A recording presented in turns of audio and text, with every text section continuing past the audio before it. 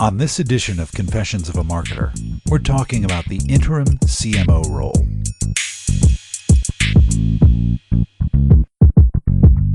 Mark Reed Edwards here with episode 14 of Confessions of a Marketer. Today we're talking with a longtime colleague of mine, Julie Zadow, is here to discuss the unique interim CMO role. We'll get into that discussion in just a moment. Lots of great topics coming up. We're planning episodes on data in marketing, a glimpse into venture funding, and lots more.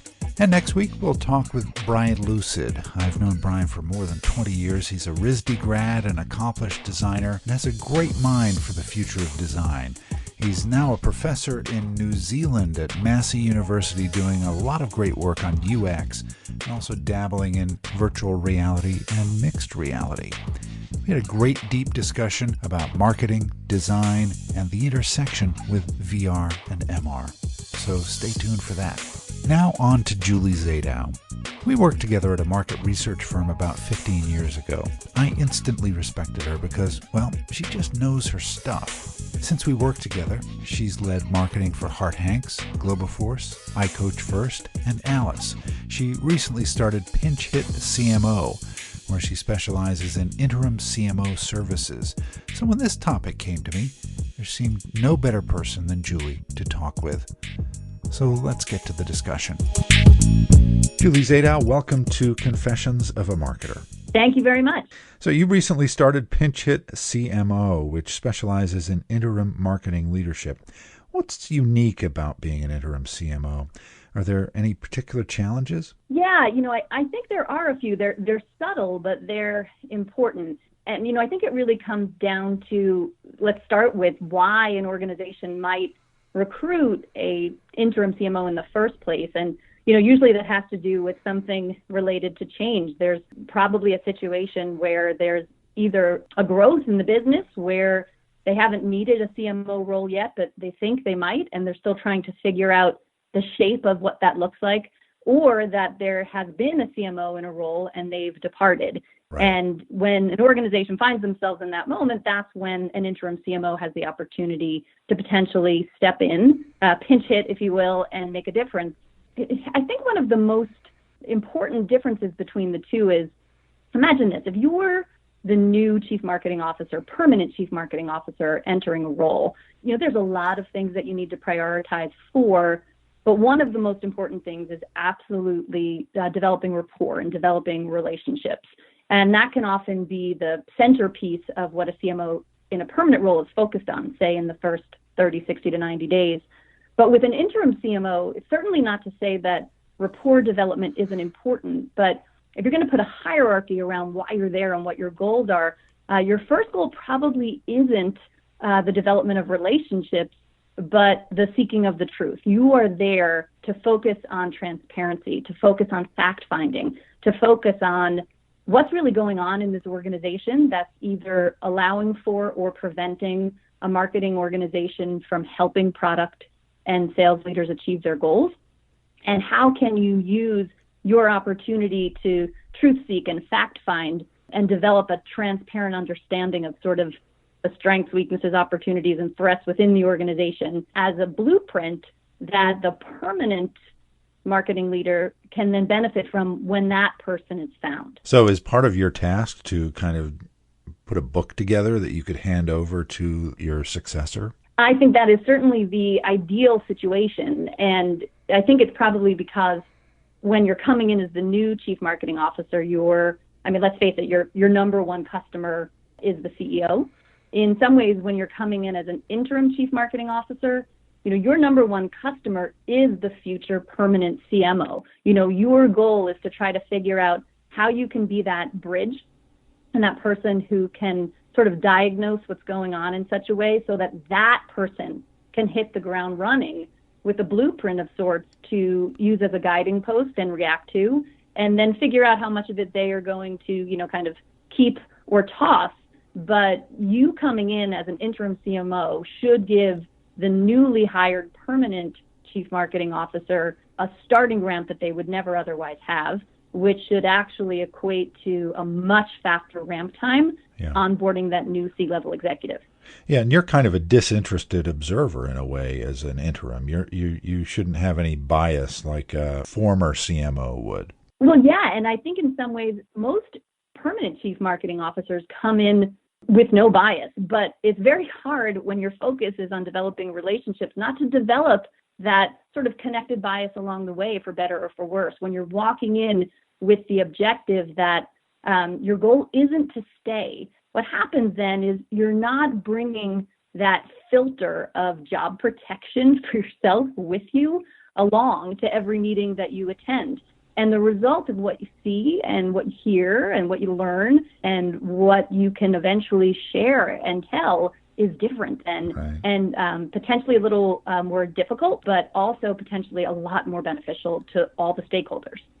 Okay, so with that in mind, does it take a different type of person or personality to be an interim? I think that's a good question. And I think that it does depend on more kind of goals and objectives for why a marketing leader would choose an interim CMO path versus a permanent CMO path. So I don't necessarily think it's a difference in personality. I think it's a difference in personal objectives at any given time. I don't think there'll be too many people who will succeed as an interim chief marketing officer or an interim head of marketing if they haven't personally experienced what it's like to be a permanent head of marketing. And you know what you're walking into in those moments. Sure. If you're choosing to take the path of an interim chief marketing officer, you're probably at a juncture where you're prioritizing for your opportunity to bring insight and experience to a team, to an organization, to a CEO, but you're not necessarily at the juncture in your life where what you're willing to do is trade off the entirety of your sense of personal control of your time and your life to the goals and benefits of that organization. Whereas, in my opinion, nowadays, it's very hard to be the permanent chief marketing officer of any organization without effectively being willing to put that role as number one in your life and how you spend, kind of your hours, your days, your weeks, and your time. So as a result of that, I do think that an interim chief marketing officer can bring a level of transparency to dialogue and a level of realism to dialogue that is different when you're invested with a different sense of outcome. When you go into a company, say for a 3, 6, 12-month engagement, whatever it is, what are the first 3 things you would do? Yeah, that's a good question. And obviously, all customers are different. And essentially, an interim CMO, kind of has to deal with the reality of, the customer that they have.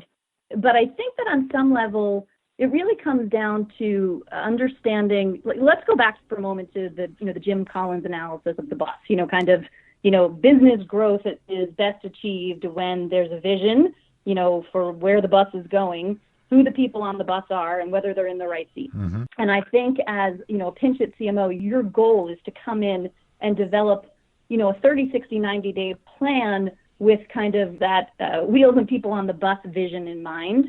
Obviously, the best marketing plans distill from powerfully articulated product roadmaps and carefully crafted sales numbers. So your first objective is to get a sense of how well is this marketing team able to deliver on the product roadmap and the sales numbers? How well is marketing making a measurable impact on business goals? And if that's not something that the marketing team or resources or budget are currently able to achieve, why? And what would it take to fix it? So I think that's the basics of that 30, 60, 90-day roadmap. And frankly, in my experience, what ends up happening is that you kind of end up feeling like probably the way a contractor or an interior designer or such feels when they're working with a consumer who's, kind of ready to renovate their kitchen, because in the same way that consumers might have this vision of their renovated kitchen, and the moment they get into it with the designers and the contractors and the cabinet makers, they come right up against that, good, faster, cheap, pick two reality. I think your role as an interim CMO is to sort of develop a sense of sort of 30, 60, 90-day SWOT analysis, and then be able to have a really transparent conversation with the CEO and the C-suite about, okay, if we want everything we do to be perfect, that doesn't happen fast, and it doesn't happen for cheap. If our goal is speed, we're going to have to compromise a little bit along the way or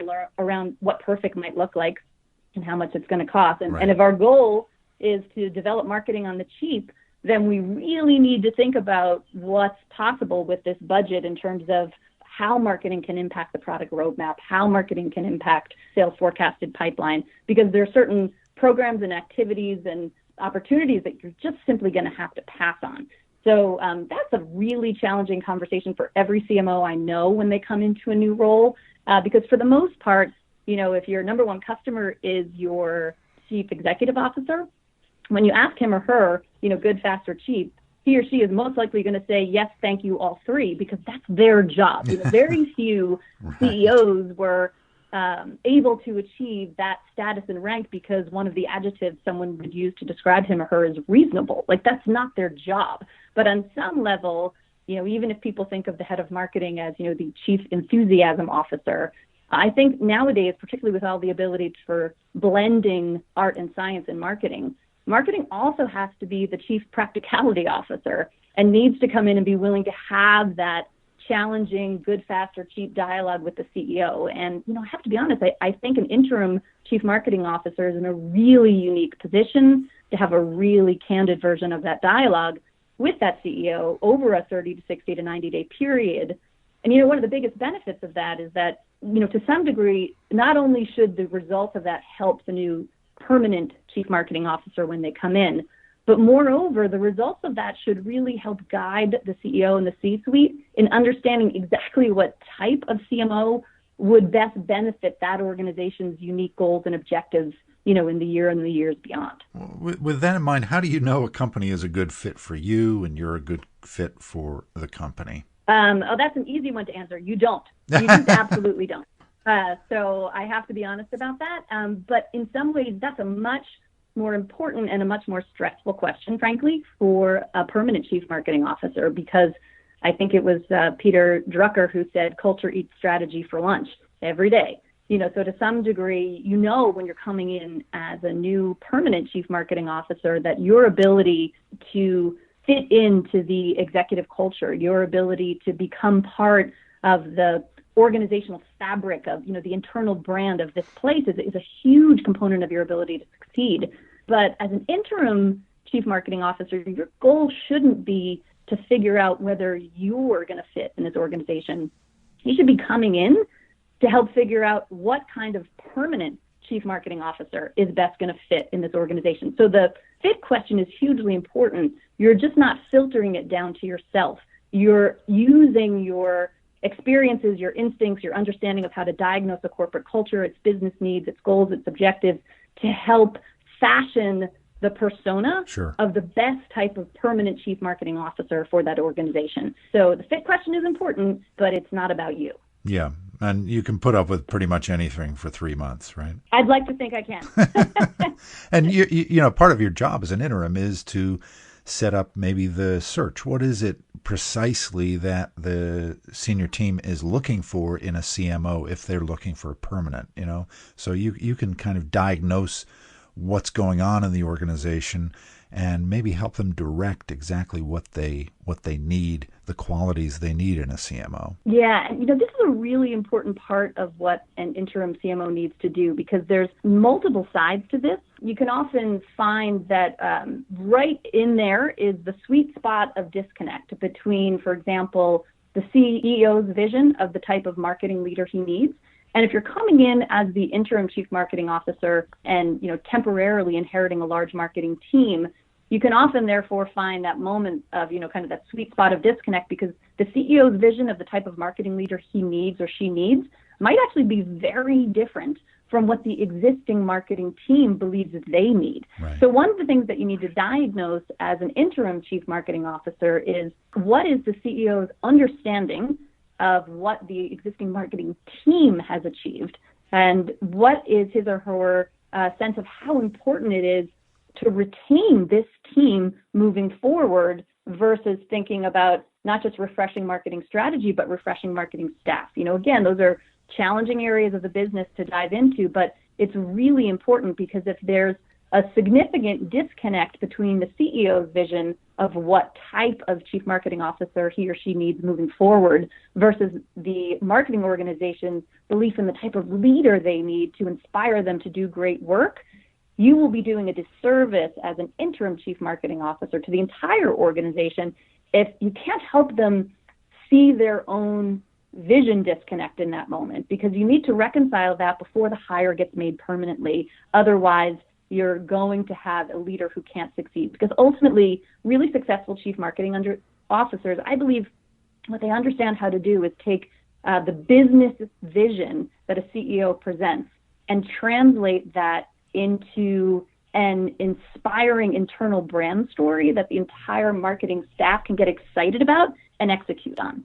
And if there's a massive disconnect between what the existing CEO and the existing marketing staff believe they need in a marketing leader, it's your job to get in there and address that disconnect and help them solve for it so that they can find the right person and be sort of symbiotically engaged in that person's success when they get there as a permanent chief marketing officer. It's the classic difference between wants and needs, right? Yes, it is. Exactly. So are there unique dynamics? You kind of hit on some of them with the executive team and staff members because you're an interim. What's the story behind that? I think there are some significant differences between how an interim chief marketing officer operates in that regard versus a permanent chief marketing officer. And, it comes back to some of what I said. Your focus is on rapport for the sake of transparency, not rapport for the sake of rapport. People often say that, the definition of sales and marketing alignment isn't your willingness to have a beer with each other at the end of the night. Right. It's your willingness to practically set measurable goals that can be measured against the success of the activities of each department. And I think that's where that transparency in an interim role is so important.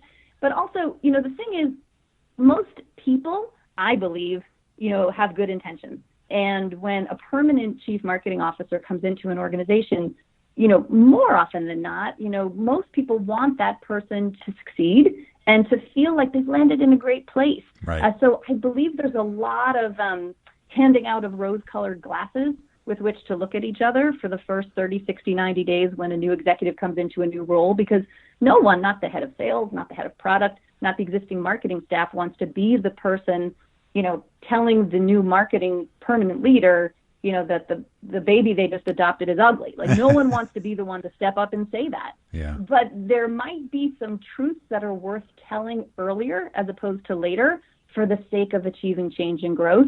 And I believe that interim marketing leader, when they can be transparent about the fact that that's their goal, can actually get at dialogue and insight and perspective that, again, as I said, can become part of a really powerful blueprint of truth that the incoming permanent chief marketing officer can use to their advantage right away. That's wonderful, Julie. Lots of wisdom there. We're recording this on a Wednesday, and this is what I would classify as Wednesday wisdom. And thanks for being a guest here on Confessions of a Marketer. I'm sure my listeners will get a lot out of this discussion. I really appreciate it. Well, I've had a great time. Thanks, Mark. I really want to thank Julie for being my guest this week. Next time, VR, MR, UX design, all of it with Brian Lucid. This episode of Confessions of a Marketer was written, produced, and edited by yours truly. T. Jordan of A-Class Productions wrote the theme music.